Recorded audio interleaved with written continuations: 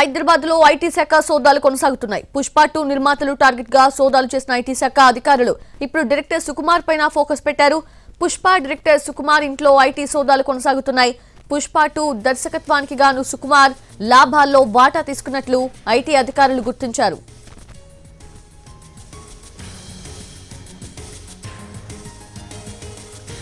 మైత్రి movie makers Ravishankar నవీన్లను విచారించింది IT. Pushpa 2 movie box office వద్ద భారీ లాభాలు రాబట్టినట్లు ఐటీ గుర్తించింది.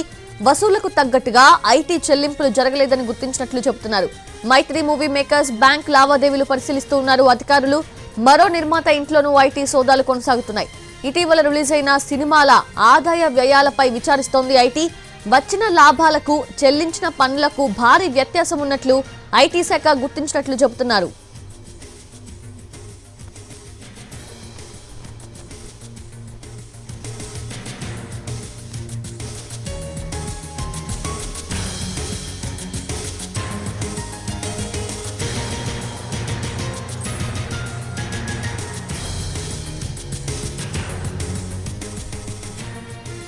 మరోవైపు శ్రీధర్ అలియాస్ నెక్కంటి శ్రీధర్ ఇంట్లోనూ ఐటీ అధికారులు సోదాలు నిర్వహిస్తున్నారు. శ్రీధర్ ఇల్లు కార్యాలయంలో ఐటీ సిబ్బంది సోదాలు చేస్తున్నారు. అటు భైరవం సినిమా ప్రొడ్యూసర్ ఇంటిలోనూ తనిఖీ చేస్తున్నారు.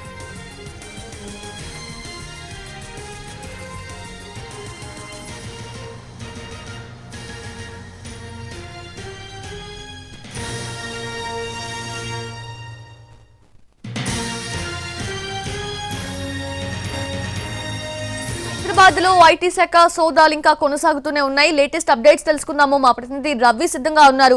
రవి, ఏంటి ఎంతవరకు ఆ సోదాలు కొనసాగుతున్నాయి? ఏమైనా కీ డాక్యుమెంట్స్ ని స్వాధీనం చేసుకున్నారా? అసలు ఏం జరుగుతోంది?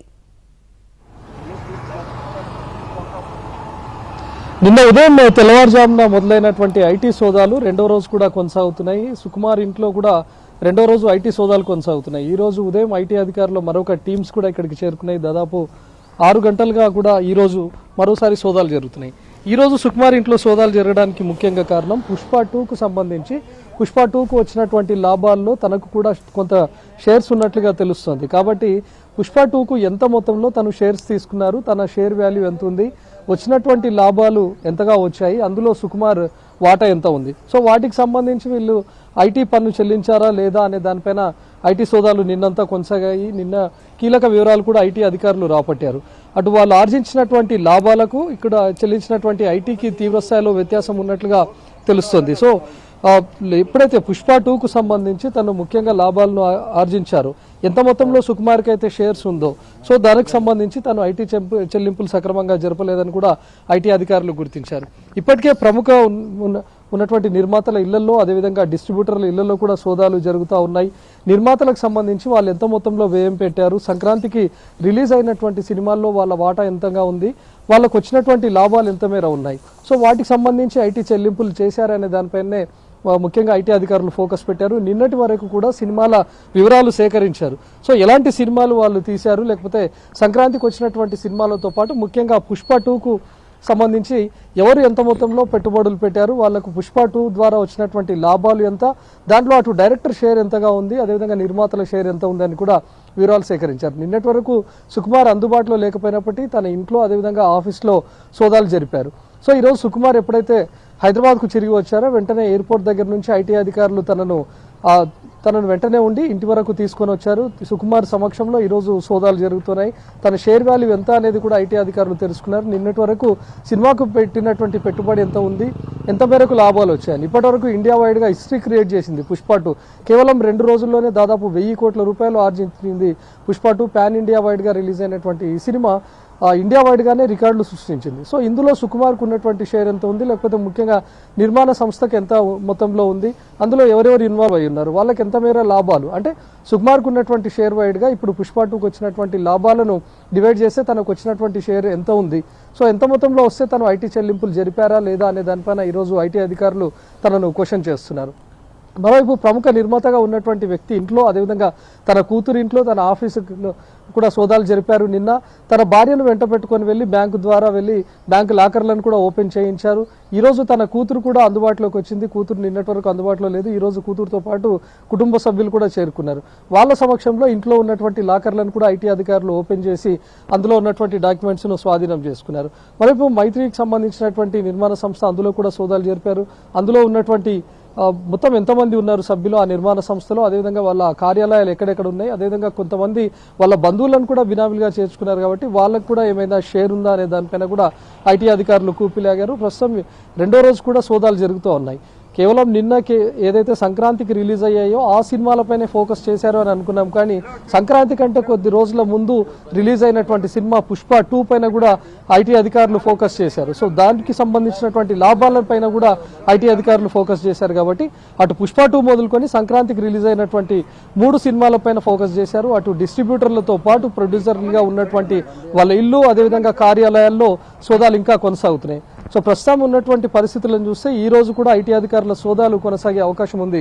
సౌజన్య, రవి, పుష్ప 2 సంక్రాంతికి రిలీజ్ అయిన సినిమాల విషయంలోనే కాదు, ఇప్పుడు భైరవం సినిమా ప్రొడ్యూసర్ ఇంట్లో కూడా సోదాలు నిర్వహిస్తూ ఉన్నారు, ఆయన ఆఫీస్లో కూడా. అంటే అగైన్ కొత్తగా యాడ్ అయినట్టు అనుకోవచ్చు. సో ఫర్దర్ గా కూడా ఈ సోదాలు ఇలానే కొనసాగితే ఇంకొంతమంది సినిమాల ప్రొడ్యూసర్స్ కూడా యాడ్ అయ్యే అవకాశం ఉందా ఈ లిస్ట్ లో?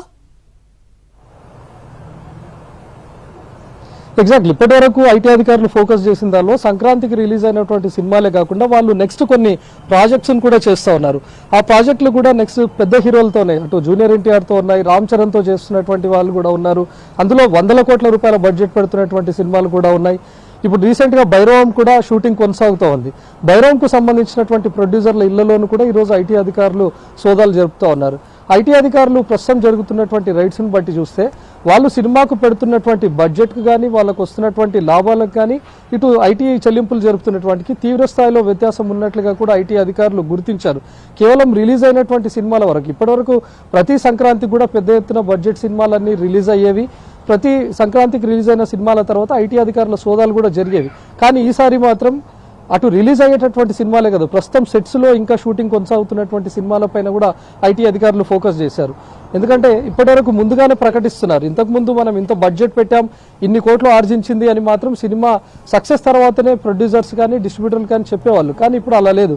సినిమా సెట్స్ వైపుకు వెళ్ళకన్నా ముందే ఇన్ని 100 కోట్ల రూపాయలతో ఒక సినిమా తెరకెక్కబోతోంది, సినిమా స్టార్ట్ చేయబోతున్నాం అని చెప్పి ముందుగానే ప్రకటిస్తూ ఉన్నారు. కాబట్టి వాటిని బేస్ చేసుకొని కూడా ప్రస్తుతం భైరవం మాత్రమే కాకుండా రామ్ చరణ్తో ఒక సినిమా వస్తుంది, జూనియర్ ఎన్టీఆర్ ప్రశాంత్ నీల్ కాంబినేషన్లో కూడా ఒక సినిమా రాబోతుంది. దీనికి సంబంధించినటువంటి నిర్మాతలు ఎవరెవరు ఉన్నారు, వీళ్ళకి సంబంధించినటువంటి బడ్జెట్ ఏ మేర ఉంది, లేకపోతే వీళ్ళకి వస్తున్నటువంటి ఆదాయాలు ఏ విధంగా ఉన్నాయి, గతంలో వాళ్ళకు వచ్చినటువంటి ఆదాయాలకు ఐటీ చెల్లింపులకు ఏదైనా వ్యత్యాసం ఉందా అనే దానిపైన ప్రస్తుతం ఐటీ అధికారులు ఫోకస్ చేశారు. ఇప్పటివరకు రిలీజ్ అయినటువంటి పుష్ప 2 కానీ, సంక్రాంతికి వస్తున్నాం, లేకపోతే గేమ్ చేంజర్, అదేవిధంగా డాకు మహారాజ్, వీటివే కాకుండా ప్రస్తుతం సెట్స్లో ఉన్నటువంటి భైరవం సినిమా ప్రొడ్యూసర్లు ఇళ్లలో కూడా సోదాలు జరుగుతూ ఉన్నాయి. అదేవిధంగా జకుల శ్రీధర్ ఇంటితో పాటు తనకు సంబంధించినటువంటి కార్యాలయాల్లో కూడా సోదాలు కొనసాగుతున్నాయి. సౌజన్య, ఈ రోజు ఇన్ కేసు వీళ్ళ దగ్గర నుంచి ఇంకేదైనా సమాచారం రాబడితే, నిన్నటి వరకు కేవలం ప్రొడ్యూసర్ల ఇళ్లలో మాత్రమే సోదాలు జరిపినటువంటి వాళ్ళు ప్రొడ్యూసర్లకు వచ్చేటటువంటి లాభాల్లో డైరెక్టర్లకు కూడా షేర్ ఉంటుంది అనే విషయాన్ని